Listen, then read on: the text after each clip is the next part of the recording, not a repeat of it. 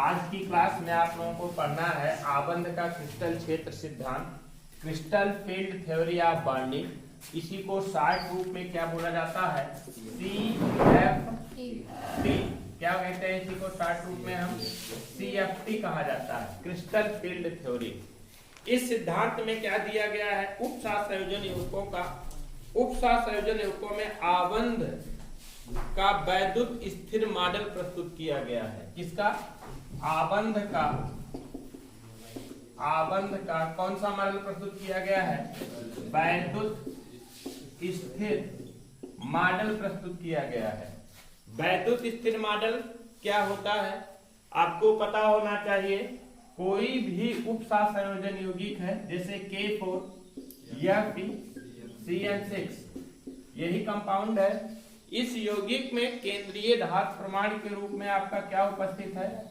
Iron, Fe उपस्थित है। और Fe के साथ में क्या? Cn समूह उपस्थित होते हैं। क्या उपस्थित होते हैं?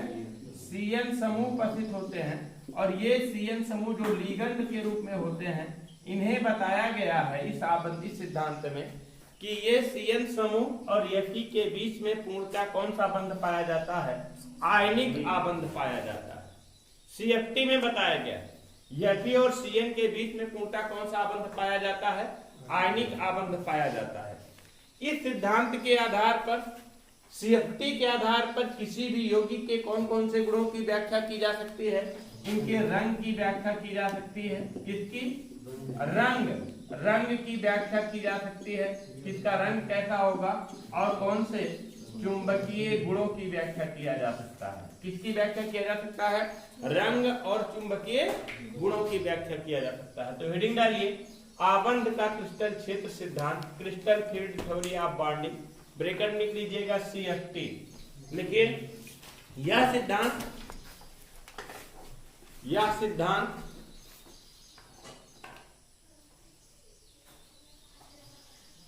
संक्रमण धातुओं की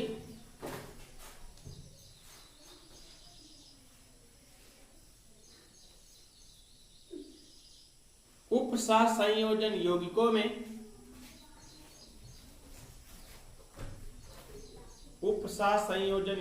में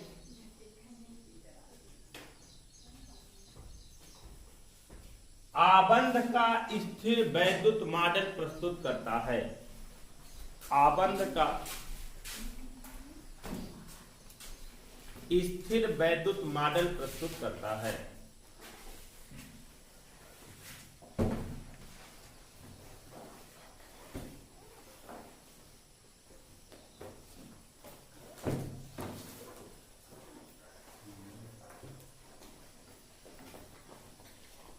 यह सिद्धांत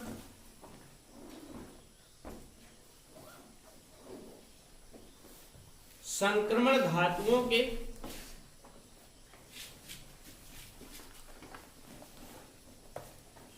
यौगिकों के रंग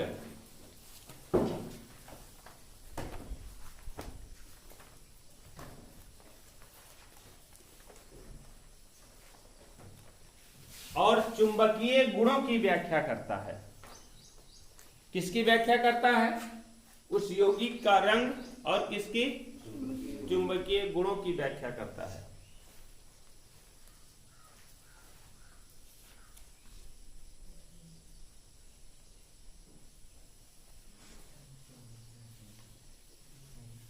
इस सिद्धांत के मुख्य अनुमान निम्न हैं।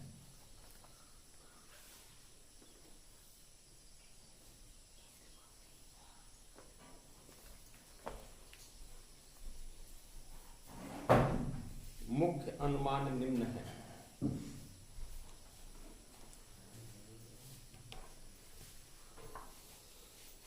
तीन अनुमान मुख्यतः बताए गए हैं।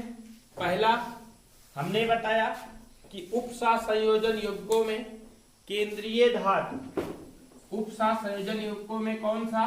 केंद्रीय धातु और लिगंड के मध्य कैसा बंध पाया जाता है? आयनिक आबंध पाया जाता है। जैसे हमने बताया था आपका K4, Fe CN6 में किसके बीच में? आयरन और साइनाइड के बीच में कैसा आबंध होता है? आयनिक आबंध होता है। भाई कौन सा? CF3 के आधार पर, है ना। अकॉर्डिंग टू CF2 क्या कहता है कि यहां पर लिगंड और केंद्रीय धातु के बीच में, लिगंड और केंद्रीय धातु के बीच में कौन सा आबंध होता है? पूर्णतः आयनिक आबंध होता है। दूसरा क्या कहता है? दूसरा सिद्धांत, दूसरा अनुमान क्या बताया गया है? यहां पर यह अनुमान लगाया गया है कि केंद्रीय धातु आयन जो कि एक धनात्मक के रूप में होता है, केंद्रीय धातु आयन जो कि एक धनात्मक के रूप में उपस्थित होता है, पॉजिटिव चार्ज के रूप में उपस्थित होता है, इसके चारों तरफ इलेक्ट्रॉन युग्म द्वारा, इलेक्ट्रॉन युग्म बिंदु द्वारा लिगंड क्या होते हैं? घिरे रहते हैं, घेरे रहते हैं। ये तो बहुत पहले भी बताया गया था कि केंद्रीय धातु प्रमाण होता है और केंद्रीय धातु प्रमाण के साथ में लिगंड क्या होते हैं? उससे आबंधित होते हैं इलेक्ट्रॉन युग्म द्वारा, है ना। इसी पॉइंट को लिख लीजिए। पहला लिखिए संक्रमण धातु, संक्रमण धातु संकुल में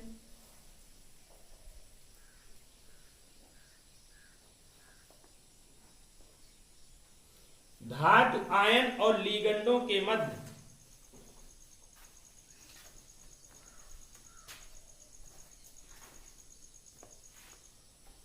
धातु आयन और लिगंडों के मध्य बना आबंध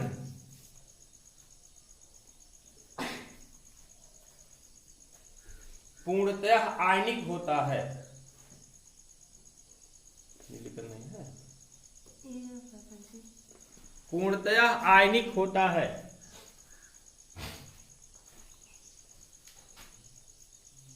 अगला नंबर,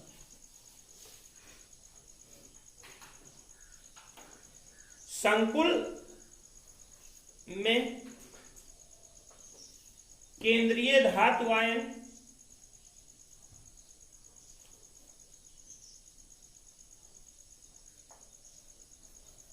एक बिंदु धनावेश है,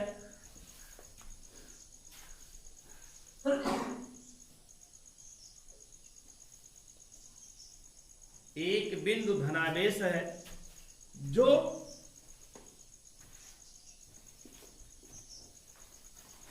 कई बिंदु ऋणावेश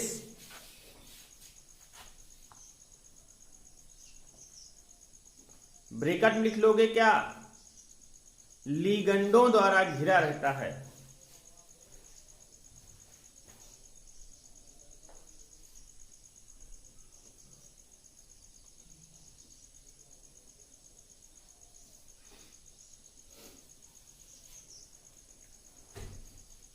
अगला नंबर, धन और ऋण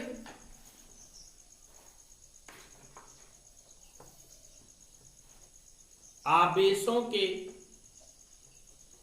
मध्य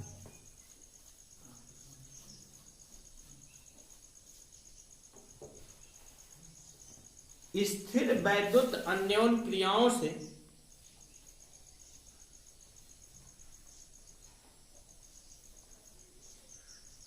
स्थिर वैद्युत अन्योन क्रियाओं से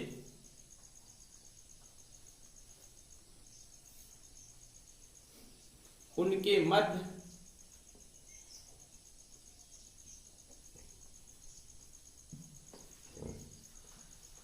आयनिक आबंध होता है।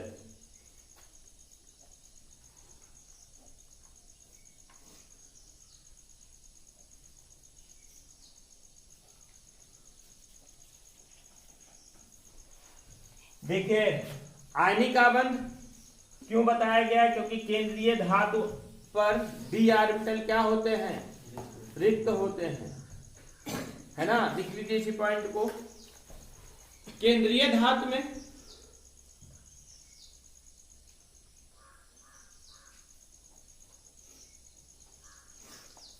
d ऑर्बिटलों में उपस्थित इलेक्ट्रॉनों पर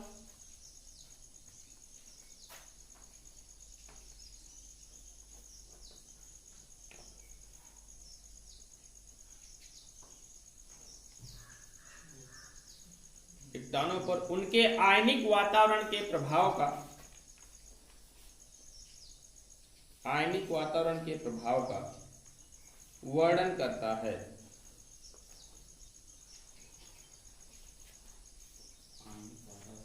ये प्रभाव का वर्णन करता है।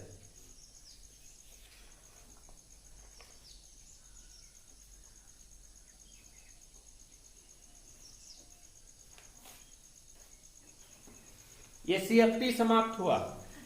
CFT में आप लोगों को बस इतना ही पढ़ना है। आगे पढ़ना है आप लोगों को जैविक निकायों में उत्पाद संयोजन युग्मों का महत्व। जैविक निकाय का मतलब जो जीवित चीजें हैं, जैसे पेड़ पौधे हुआ, वनस्पतियां हुई, जीव जंतु हुआ, उन सब में उपसार संयोजन युग्मों का क्या क्या महत्व है, ये पढ़ना है आप लोगों को। तो सबसे पहला महत्व कहां पर है? प्रकाश संश्लेषण में। प्रकाश संश्लेषण की प्रक्रिया में देखिए, प्रकाश संश्लेषण जानते ही हैं आप लोग। प्रकाश संश्लेषण क्या होता है? सूर्य के प्रकाश की उपस्थिति में पौधों के हरे भाग द्वारा, हरे भाग का मतलब जिसमें हरित लवक पाया जाता है, पौधों के हरित लवक में प्रकाश संश्लेषण की उपस्थिति में, प्रकाश की उपस्थिति में पौधों के हरे भाग अर्थात जिसमें हरित लवक पाया जाता है, हरित लवक में प्रकाश संश्लेषण की प्रक्रिया होती है, जिसके कारण ग्लूकोज का निर्माण होता है और ऊर्जा मतलब कार्बन डाइऑक्साइड लिया जाता है और ऑक्सीजन को क्या दिया, छोड़ा जाता है। प्रकाश संश्लेषण की प्रक्रिया होती है। लेकिन वहीं पर प्रकाश संश्लेषण में मैग्नीशियम उपस्थित होता है। मैग्नीशियम एक धातु उपस्थित होता है। मैग्नीशियम की उपस्थिति में प्रकाश संश्लेषण की प्रक्रिया होती है और जो मैग्नीशियम वहां पर उपस्थित होता है वो मैग्नीशियम किसके रूप में उपस्थित होता है? उपसार संयोजन युग्मों के रूप में उपस्थित होता है। तभी वो क्रिया संभव हो पाती है, अन्यथा वो क्रिया संभव नहीं हो पाती। समझ पा रहे हैं कि नहीं?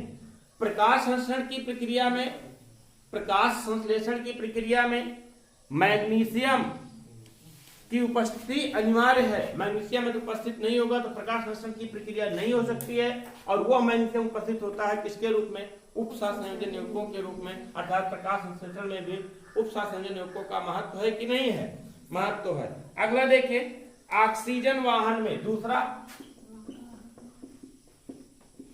आप लोग को पता होना चाहिए, ऑक्सीजन वाहक में आपको पता होना चाहिए, हम जब श्वसन अंग मतलब कि नाक के द्वारा सांसें ले जाते हैं, फेफड़ों में भरते हैं और फेफड़ों में विलाई हुआ मतलब होते हैं छोटे छोटे अंगूर के गुच्छे के समान, इस तरीके से वायुकोश होते हैं। वायुकोश होते हैं, आपने पढ़ा, देखा होगा, पढ़ा होगा। वायुकोश होते हैं। इस वायुकोश के चारों तरफ क्या आते हैं? पतली पतली केशकत नली आती है जिसमें रक्त का संचार होता रहता है। यही होता है ना। मान लीजिए ये वायुकोश है एक, इस वायुकोश के यहीं पर क्या होते हैं? पतली पतली नली लगी होती है, इसके एकदम संपर्क में रहती है। पतली नलियां इस वायुकोश के संपर्क में रहती हैं और यहीं पर ऑक्सीजन का विनिमय होता है। क्या विनिमय होता है? ऑक्सीजन और कार्बन डाइऑक्साइड का विनिमय होता है। किस तरीके से? रक्त के द्वारा लाया गया कार्बन डाइऑक्साइड इस वायुकोश को दे दिया जाता है और वायुकोश में भरा हुआ ऑक्सीजन कौन ले लेता है? रक्त ले लेता है। और रक्त में कौन सा लेता है जानते हैं? हीमोग्लोबिन लेता है। हीमोग्लोबिन, जिसके कारण रक्त का रंग लाल होता है, हीमोग्लोबिन लेता है। और हीमोग्लोबिन में कौन सा धातु पाया जाता है? वो पाया जाता है बेटा आयरन धातु पाया जाता है। कौन सा? आयरन धातु पाया जाता है। और आयरन धातु किस रूप में उपस्थित होता है? वहां पर उपसार संयोजन युग्मों के रूप में उपस्थित होता है। हीमोग्लोबिन आयरन धातु का एक यौगिक है और जब ऑक्सीजन को यहां से हीमोग्लोबिन ले लेता है तो आयरन के साथ में ऑक्सी हीमोग्लोबिन बना लेता है। क्या बना लेता है? Oxy haemoglobin. वो भी किसके रूप में है? उपसार संयोजन युग्मों के रूप में ही होता है। और ऑक्सी हीमोग्लोबिन के रूप में ऑक्सीजन इसके साथ में आयरन के साथ में बंध जाता है और उसको ले जाकर के रक्त उसको पूरे बॉडी के प्रत्येक कोशिकाओं तक पहुंचा देता है और वहां पर यही ऑक्सी हीमोग्लोबिन बांध टूट जाता है। फिर कार्बन डाइऑक्साइड के साथ बंध बनाता है और कार्बन डाइऑक्साइड को पुनः वायुकोश में लाता है। अर्थात ऑक्सीजन का वाहन करने वाला हीमोग्लोबिन ऑक्सीजन को जोड़ता है तो किसके द्वारा जोड़ता है? ऑक्सी हीमोग्लोबिन के द्वारा जोड़ता है। किसके द्वारा? ऑक्सी हीमोग्लोबिन बनाता है। और वहां पर होता मुख्यतः कौन सा है? आयरन होता है, जो कि किस रूप में होता है? उपसार संयोजन युग्मों के रूप में होता है। समझ पाए कि नहीं हमारी बातों को? रक्त में उपस्थित होता है हीमोग्लोबिन। हीमोग्लोबिन में क्या उपस्थित होता है? आयरन, जो कि ऑक्सीजन के साथ मिलकर के बंध बनाता है यहाँ पर और बंध बना लेता है, जिसके कारण ऑक्सीजन वायु कोश का ऑक्सीजन आ जाता है रक्त में अर्थात हीमोग्लोबिन में, और हीमोग्लोबिन बॉडी के प्रत्येक कोशिका तक पहुंच जाता है और वहां पर ऑक्सीजन को दे देता है। वहां से कार्बन डाइऑक्साइड के साथ बंध बनाता है और कार्बन डाइऑक्साइड के साथ बंध बना करके फिर ले आता है कहां पर, फेफड़ों में, और फेफड़ों को पुनः किसको दे देता है, कार्बन डाइऑक्साइड को देता है, और वहीं से तुरंत ले लेता है क्या, ऑक्सीजन को ले लेता है। ये प्रक्रिया चलती रहती है। और ये इसमें जो यौगिक बनते हैं वो यौगिक बनते किसके साथ में है, आयरन के साथ में बनते हैं। और जब आयरन के साथ में यौगिक बनते हैं भैया, आयरन के साथ में जब यौगिक बनते हैं तो किस यौगिक का निर्माण होता है, उपसंयोजन यौगिकों का निर्माण होता है। अर्थात जैविक निकाय में ऑक्सीजन वाहक के रूप में उपसंयोजन यौगिकों का महत्व आप लोगों ने देख लिया। अगला इलेक्ट्रॉन स्थानांतरण में, इलेक्ट्रॉन स्थानांतरण की प्रक्रिया जब होती है, इलेक्ट्रॉन ट्रांसफरेंस की प्रक्रिया जब होती है, इलेक्ट्रॉन स्थानांतरण, तो वहां पर साइटोक्रोम और पेराडॉक्सिन दो ऐसे यौगिक का निर्माण होता है, जो ऐसे यौगिक होते हैं जो कि उपसंयोजन यौगिक के रूप में होते हैं। तो वहां पर इलेक्ट्रॉन स्थानांतरण साइकिल चलती है, इलेक्ट्रॉन स्थानांतरण चक्र चलता है, जिसके कारण उपसंयोजन यौगिकों का वहां भी महत्व होता है। अगला एंजाइम की उत्प्रेरण क्रिया। आपको पता होना चाहिए कि एंजाइमों के साथ में अनेक प्रकार के को एंजाइम लगे होते हैं। एंजाइम क्या होते हैं जानते हैं, एंजाइम का आगे वर्णन बहुत विस्तार से किया गया है, लेकिन थोड़ा सा मैं एक बार एंजाइम बता देता हूं।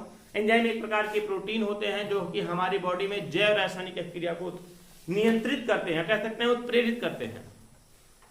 एंजाइम एक प्रकार के प्रोटीन हैं जो हमारे शरीर में अर्थात जैव रासायनिक प्रक्रिया जीवों के, अब हमारे शरीर में नहीं, प्रत्येक जीव के शरीर में होने वाली रासायनिक क्रियाओं को नियंत्रित करते हैं, उन्हें क्या कहते हैं, एंजाइम कहा जाता है। जैसे आप लोगों ने डाइजेस्टिव सिस्टम में अनेक प्रकार के एंजाइम पढ़ा होगा, लाइपेज एंजाइम पढ़ा है कि नहीं, lipase enzyme, pepsin enzyme, rennin नामक एंजाइम होता है कि नहीं। ये सभी एंजाइम होते हैं जो हमारे जैव रासायनिक क्रिया को उत्प्रेरित करते हैं, जो जैव रासायनिक क्रिया को उत्प्रेरित करते हैं। लेकिन इनकी क्रियाशीलता होती किसके द्वारा है, कोएंजाइमों के द्वारा होती है। किसके द्वारा होती है, कोएंजाइमों के द्वारा होती है बेटा। और कोएंजाइम किस रूप में उपस्थित होते हैं, उपसंयोजन यौगिकों के रूप में उपस्थित होते हैं। जब तक कोएंजाइम नहीं होगा, कोफैक्टर नहीं बनेगा, तब तक एंजाइम की प्रक्रिया, एंजाइम सक्रिय नहीं होगा। एंजाइम की सक्रियता को निर्धारित करता है कोएंजाइम, और कोएंजाइम क्या होता है, एक प्रकार का उपसंयोजन यौगिक होता है। अर्थात एंजाइम की उत्प्रेरण प्रक्रिया में भी किसका उपयोग है, आपका उपसंयोजन यौगिकों का उपयोग है। तो इतनी जगह उपयोग है। सबसे पहला प्रकाश संश्लेषण में, दूसरा ऑक्सीजन वाहक में, तीसरा जैव निकाय में इलेक्ट्रॉन स्थानांतरण में, तीसरा और चौथा एंजाइमों की उत्प्रेरण सक्रियता में। एंजाइम की उत्प्रेरण सक्रियता को बढ़ाने के लिए कोई एंजाइम लगते हैं, और कोई एंजाइम मुख्यतः क्या होते हैं, उपसंयोजन यौगिक होते हैं। ये जैविक निकाय में उपसंयोजन यौगिकों का महत्व है भैया। इसी पॉइंट को लिख लीजिए, लिखिए फर्स्ट नंबर डालिए, प्रकाश संश्लेषण। जैविक निकाय में उपसंयोजकों का महत्व है, फर्स्ट नंबर डालिए प्रकाश संश्लेषण।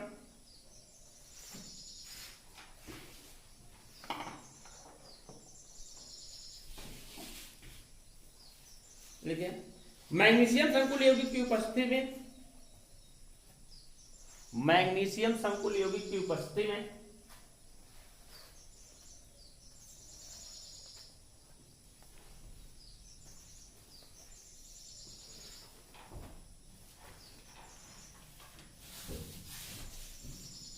हरित पादपों में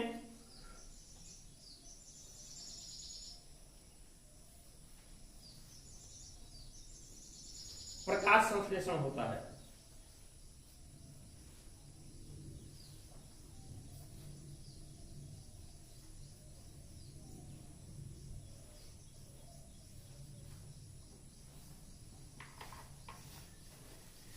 अगला नंबर ऑक्सीजन वाहक। ऑक्सीजन वाहक लिखिए रक्त में उपस्थित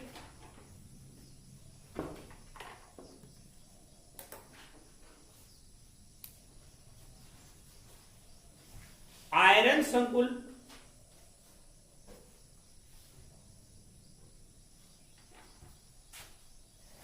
संकुल लाल हीमोग्लोबिन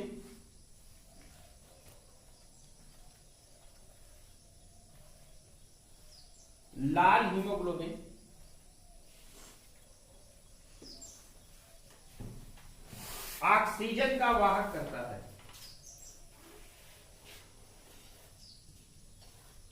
ऑक्सीजन का वाहन करता है।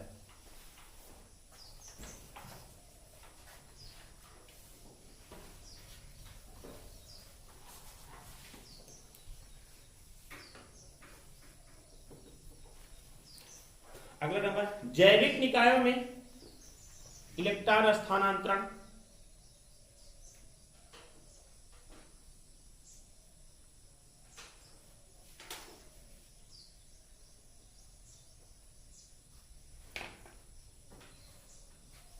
इलेक्ट्रॉन स्थानांतरण लिखिए, आयरन संकुल और कॉपर संकुल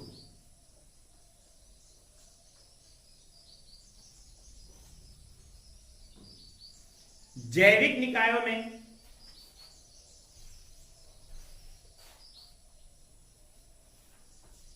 इलेक्ट्रॉन स्थानांतरण का कार्य करते हैं।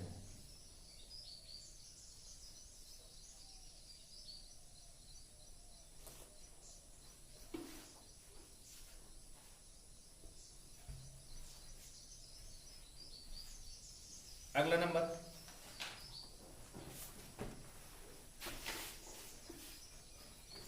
एंजाइमों की उत्प्रेरक सक्रियता।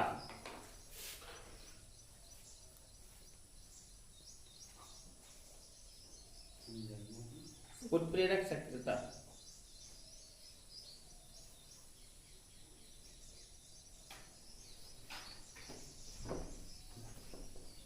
देखिए, धातु एंजाइम, धातु एंजाइमों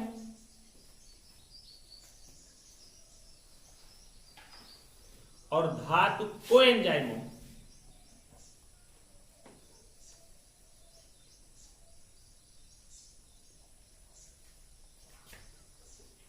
धातु कोएंजाइमों की उत्प्रेरण सक्रियता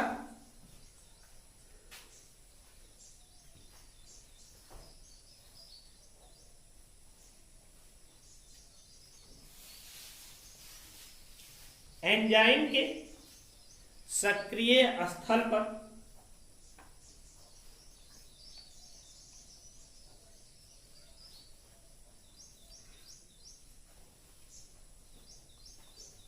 धातु आयन की उपस्थिति निर्भर करती है।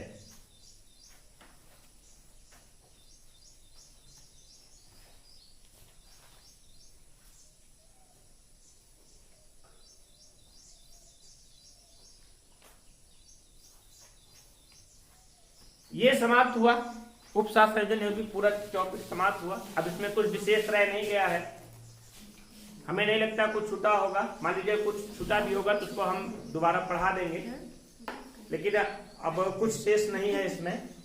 कल से हम पढ़ाते हैं सेकंड पेपर, मतलब मंडे से। सेकंड पेपर में कार्बोक्सिलिक यौगिक पढ़ना है, कार्बोक्सिलिक अम्ल COH कार्बोक्सिल ग्रुप ना, कल से उसके बारे में चर्चा किया जाए।